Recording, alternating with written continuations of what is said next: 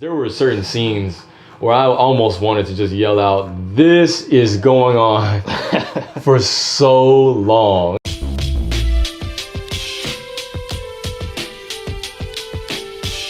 What's good, everybody? This is Blaze Reviews. We're here with all these movie reviews, but on a high level. I'm Kay. And I'm M Knight Rick. And hey, new to the channel, make sure you hit that subscribe button. Join the Blaze crew where we're getting stoned off of everything movie related. As for today's movie review session, we got to take a hit of the latest superhero, I guess, film, rolled up nice and tightly by M Knight Shyamalan Ding Dong, and that joint being Glass. And Glass follows Elijah, aka Mr. Glass, Dennis, Patricia, or whatever you want to go by, and David, who are all locked up in a mental institution, believing that they're superheroes. But one day, Mr. Glass smokes a little pot, comes out with a master plan to break out and prove to the world that superheroes and villains do exist. So now it's up to David to break out as well and stop them from executing their master plan. So going into this movie, what kind of got you lit to go see Glass? Well, I'm a huge fan of Unbreakable. I think it's a very intelligent film. Yeah. And Split, we're not going to talk about any of the other M Night Shyamalan films except for the series. But Split was another solid outing. Yeah. It was more of a film, the bottle film or whatever. But I was looking forward to it. Yeah, they didn't really have much connection to the Unbreakable until like the very end of the movie and stuff. And they were like, oh, we want to make this a cinematic universe or whatever. I was looking forward to the conclusion to this trilogy. Yeah, and that was the first time I was looking forward to movies from M Night Shyamalan Ding Dong in a long time. But was it a success? Was this a great trilogy, or was this another one of those M Night Shyamalan movies that you just want to avoid? Let's find out as we get to all the highlights and announcements we got from seeing this movie. Let you know whether to go smoke it or not. So let's start off by being positive and getting some of the highs we got from it. So you took a hit of this movie. What you got from it? Well, the editing, in the grand scheme, the editing was pretty good. There were some of the cues, and they stitched in some things from the previous films, particularly Unbreakable. That just helped you understand where this movie fit in. Yeah, and that's a good thing with like all of M Night Shyamalan's movies and stuff. Is like they always got like good editing. This is from a good technical standpoint. They're always like high level stuff. Right. Like even I think After Earth, which is absolute dog shit. Yeah. I thought at least looked decent. Right. And stuff. Yeah. Which this is also like a decent looking movie and stuff. And like a good high I got from it came from probably the performances by the characters and stuff. Like Bruce Willis actually tried for the first time in a long time. Right. No, this was his best performance since Looper. I thought he brought it home in Looper. Yeah, because you didn't see Death Wish, but Death Wish made me want to kill Bruce Willis and stuff. Of course I didn't see Death Wish. Death Wish series is a staple in my home, and I will not see the remake. You didn't want to tarnish it and stuff like that. But luckily enough, he showed up in this one, and I thought James McAvoy was the standout performance of the movie and stuff. Anytime you're required to play someone 23 different characters. with multiple personalities or multiple types of identities, and you pull it off well, I mean, you're just a phenomenal actor. Yeah, he fluctuated through those different characters, I thought, very well and stuff. And also, I think the title character, Mr. Glass, was also pretty well done. Yeah, Samuel Jackson did bring it. I think, for him, at least in Split, Bruce Willis got to at least get in the heads. I mean, he didn't do anything in that movie, but he got to get in the headspace at least of that character. Sent between Unbreakable and this, but not Samuel L. Jackson. But I think he brought the same energy. He still had the same energy. Yeah, he brought the same consistent energy from Unbreakable, which for such a long, 20 years in between movies, to revisit that character and keep it really consistent. But he's practicing like every movie since season one. He only practices Pulp Fiction every day. Yeah. But James McAvoy and all them characters were good and stuff. But I thought like the big downer though had to come from James McAvoy, the way they used him and the character as a whole. Yeah. I thought they like used the character of Kevin. I think was the original character's name. Kevin was like this mainly comedic relief. Kevin Wendell Crumb. Yeah. He was mainly comedic relief throughout the whole thing. Yeah, dude.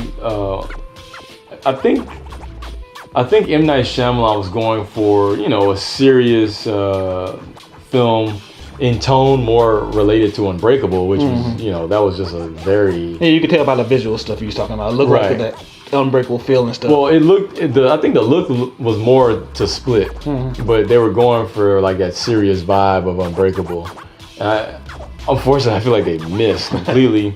People were just laughing throughout the movie. Like the climax of the movie was going on, and people were busting out laughing. They were just I would bust out laughing. Yeah, they just thought it was silly. Yeah, they thought it was really silly. And I thought it was unfortunate. I didn't find it, I don't find things funny, Yeah. But I was like, man, that missed. I can see when something missed. Yeah, I thought like a good portion of this movie missed too. Like I thought it started off pretty well on a nice high with the whole James McAvoy's character and Bruce Willis' character going at it and stuff. Yeah. But then once they finally got to the crazy house, I was like, wow, this is really slowing down, and I'm about to take a nap real quick. Yeah, Act 2. Oh my goodness, there were certain scenes where I almost wanted to just yell out, "This is going on for so long." There's no, it's not like a joke thing. I mean, there's just scenes. Yeah, the scene where they was getting broken down by Sarah Paulson's character in like the pink room and stuff, that was a drag. I was just like, man, they could have cut this entire thing out of the movie. She literally had to like go through each one of them and like tell them why they weren't superheroes and yada yada yada. I don't care. I felt like it was heavy-handed. And something I got from this movie was a parallel between the character dynamics and M Night Shyamalan's career. Yeah, like how he started feeling special and superhuman. With the first couple with his first couple of films. Then he took like a massive dive, and then how did he come out at the end, kind of thing. And that's kind of, he tells it in his own way in the movie. Yeah, and another thing.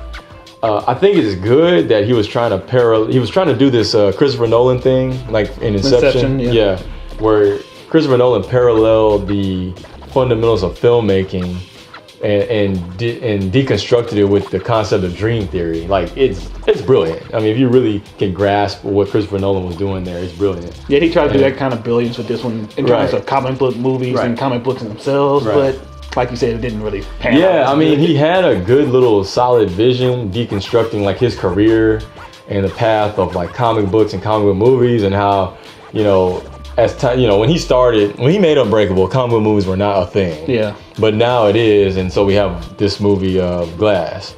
And I was kind of glad that he didn't take it to like the Marvel. No, he didn't go there, but I mean, I feel like he had a really good set of concepts, not just like a single concept. I feel like he had a really good set of concepts. Couldn't string them together though. And especially not in an entertaining way, because this was like super boring. Yeah, man. I mean, like Unbreakable, I feel like there was a deliberate pace to it. Yeah. But with this, it didn't necessarily come to a halt, but it was just so sluggish. It never felt like it was going anywhere. It didn't. Yeah. Act 2 suffered greatly.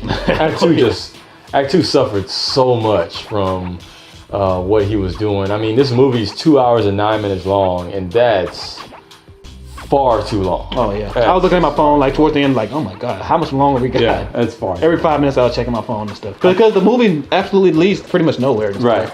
None of the main characters really go through a big story arc except James McAvoy's character. Right, and that's what.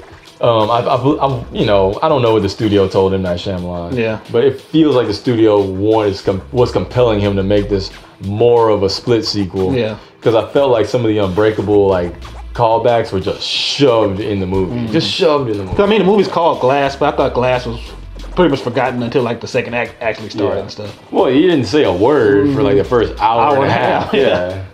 And then he finally starts saying stuff, and it was all right, I guess. He just didn't really get to do a whole lot and stuff. Right. Same with Bruce Willis. He, man, like throughout the movie, he has like 4 lines. His lines could fit on 2 pages. Yeah, like it's crazy.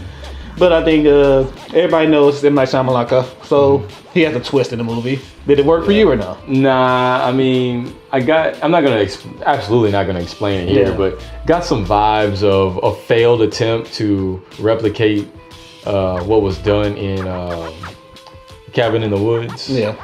In a way, and if you ever see the movie, let me know what you think about that.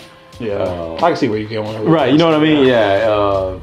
And so I felt like it missed just because I didn't like Cabin in the Woods it's a film all by itself. Like it's over there. It's a cult film. But I didn't like the twist there. Oh no. I didn't like that twist in Cabin in the Woods. Yeah, so. It kind of was cheesy and stuff. Right. I was like, oh wow. This one was. It was real cheesy and stuff. Yeah. And stupid. Like when it happened, nobody was like, oh, everybody was just. I was like, wow, really? I was like, okay. You're going there? That's the twist. Cool. Okay, yeah, it's kind of predictable twist anyways, too. And then they try to like add another twist at the end of the movie, and I'm just like, bro, nobody would believe this shit in the real world anyways. Right. What are y'all doing? Yeah.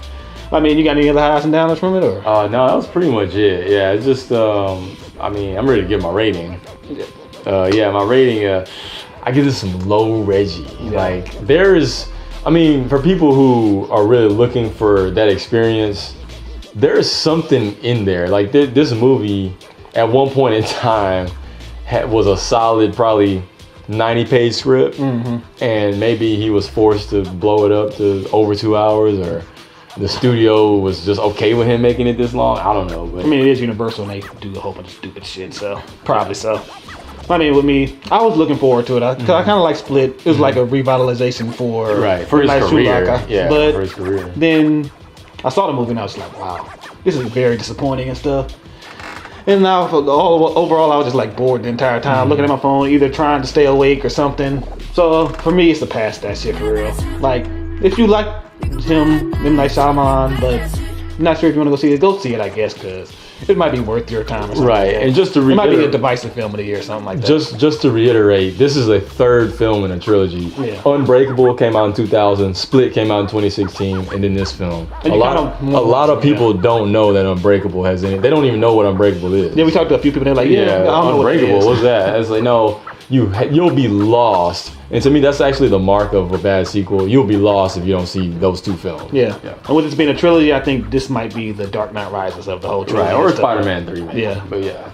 But I mean, hey, that's just our high opinion. What we want to know is, what did you guys think about this movie? Did you get a chance to see it yet? Are you a fan of M Night Shyamalan's films? Let us know by sparking it up in the comment section below. And hey, new to the channel, hit that subscribe button. Join the Blaze crew and get high fall movies with us all the time. I'm Kay. And I'm A. Rick. And always remember, blaze it.